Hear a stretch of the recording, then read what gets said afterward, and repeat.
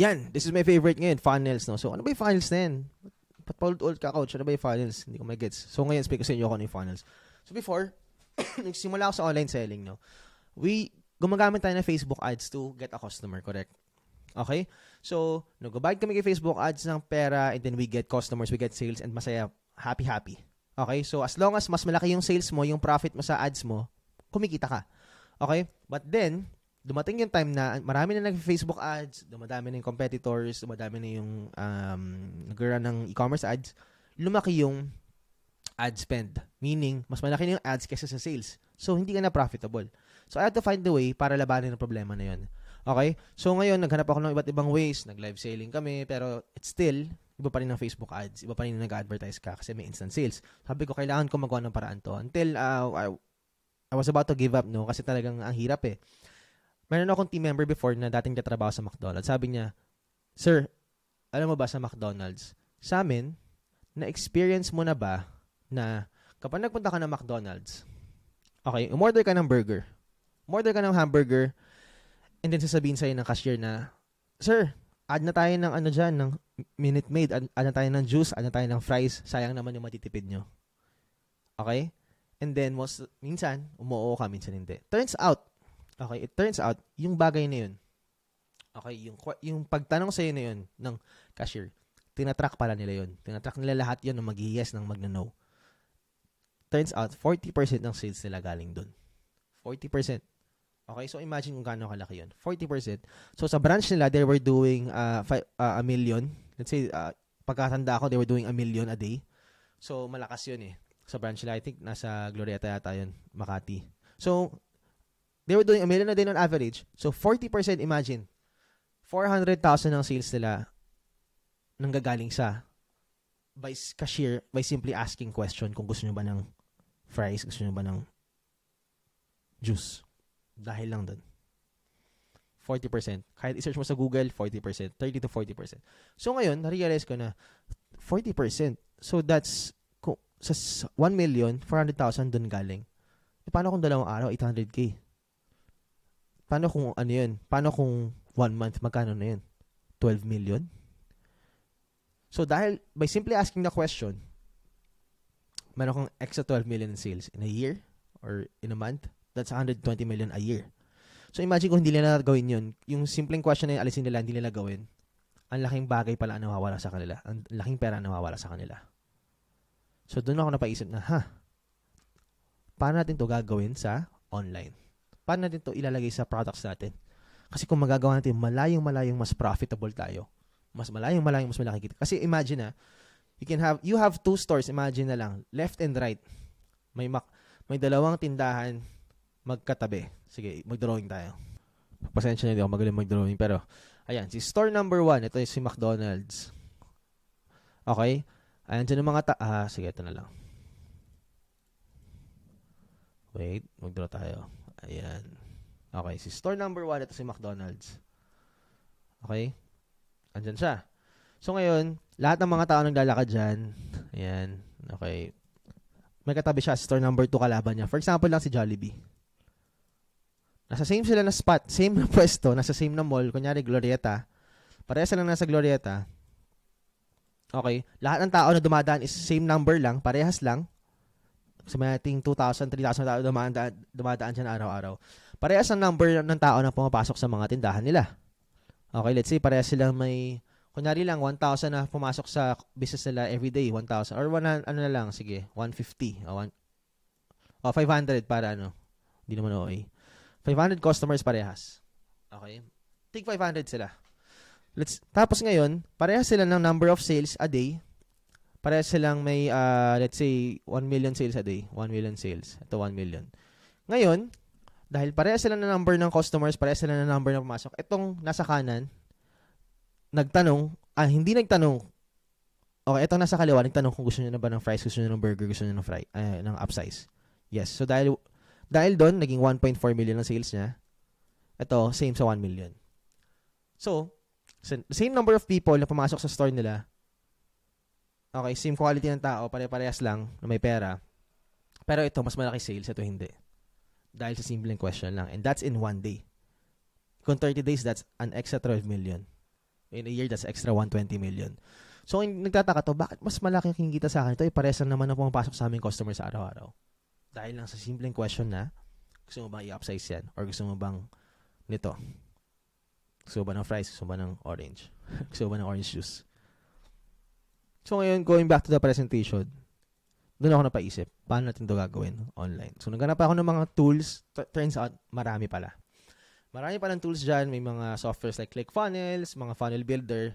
But ang problema lang is minimum $100 a month. So, that's 5,000 a month. So, sa Pilipinas, malaki na po yung ganung budget. Malaki na yung ganung subscription. So, ang hirap maghanap ng lower. Actually, wala akong nakita na mas lower sa $100.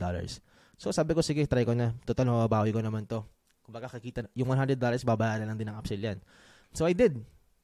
We launched our very first campaign and it was a success.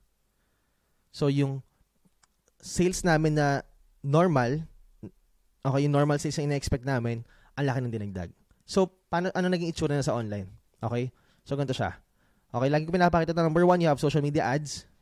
Okay, then number 2, VSL page. So, sa atin, or ito na yung funnels natin, no? So, number 1, ang first step ng funnel, social media. Number 2 is yung VSL page sa case natin. Andito yung video.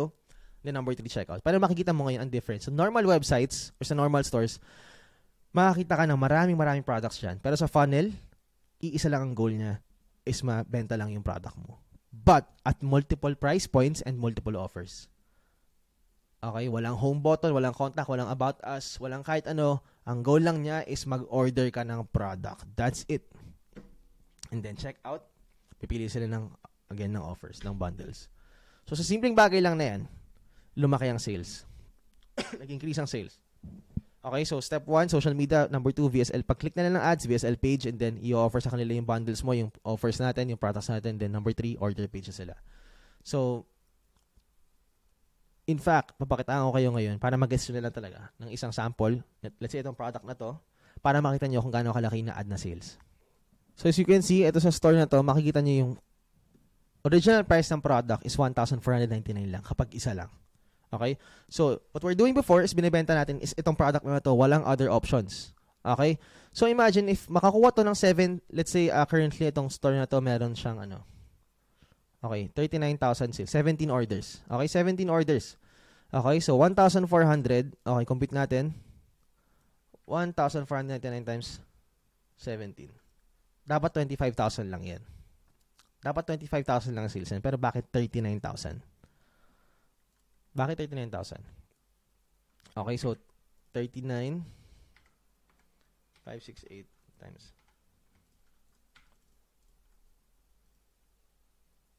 Okay, mali pa yung competition ko. Pero makikita nyo, bakit 39? That's more than 30% to 40 ang dinagdag. Okay? So, paano nangyari yan? Again, kasi nag-offer tayo ng multiple price points. Nag-offer tayo ng bundles, nag-offer tayo ng other price points ng other offers. So, makikita mo ngayon, may bumili ng 3,000. Okay? So, 3 bottles yan. May bumili ng 3,000, may bumili ng 2,000, may bumili ng 1,400. Actually, mas malaki pa yung sales ng 3,000. Dahil lang sa simpleng offer lang na yan. Okay? So, here's another example. Ito naman ang ating famous socks. Makikita mo, ang isang order na talaga is $499 lang. Okay? But we have 1,624 orders. Okay? So, let's do the math. Okay? Kung yung original price lang na $499, parang yung Jollibee, nasa right side kanina, hindi sila nagtatanong, hindi sila nag-aalok. 499 times 1,624. That's 810,000 lang. 810K lang. Pero dito, 131,000 pesos ang sales niya. Extra 300,000 pesos in sales by simply asking kung gusto nyo ba ng mas marami or hindi. In fact, you don't have to offer other products. Makikita mo dito, more of the same products lang in-offer natin. Pero additional 300K in sales dahil dun. So, what more if you get 5,000 sales? What more if you get 10,000 sales? Gano'ng kalaki additional? Yan. Okay, here's another one. Ang ating famous coffee product. Makita mo dyan, 1,650 siya, 57 orders. Let's do the math.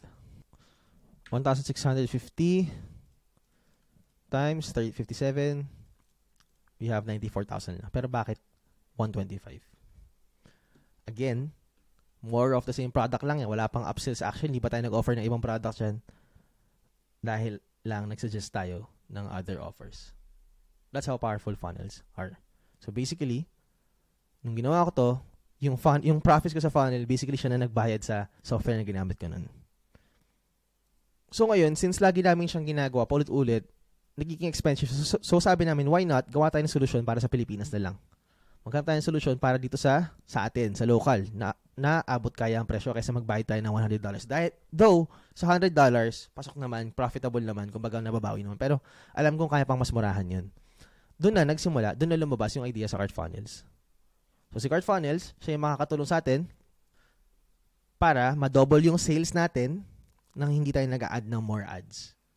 Hindi tayo nadagdag ng ads. Same ad spend, parang same na pumasok sa tindahan mo pero mas malaki yung sales mo. Parang yung drawing natin kanina na same yung pumasok na tao pero mas malaki yung sales ng isa dahil lang sa funnels or sa upselling. So yun yung purpose ng CartFunnels. So currently, siya yung pinaka cost-effective and also pinakamabilis, madaling makapag-create. Kaya dito po natin i-host yung mga funnels natin. Alright? So, yeah, that's it for funnels, guys. And I hope you understand na kung gaano ka-powerful ang funnels. Ngayon, pag-combine mo ngayon si Facebook ads with funnels, boom. Tapos na ang laro. Alright? So, I hope na nakuha nyo to. Ngayon, from here, gagawa na po tayo ng ating sarili nating funnel or i-install natin yung funnel natin.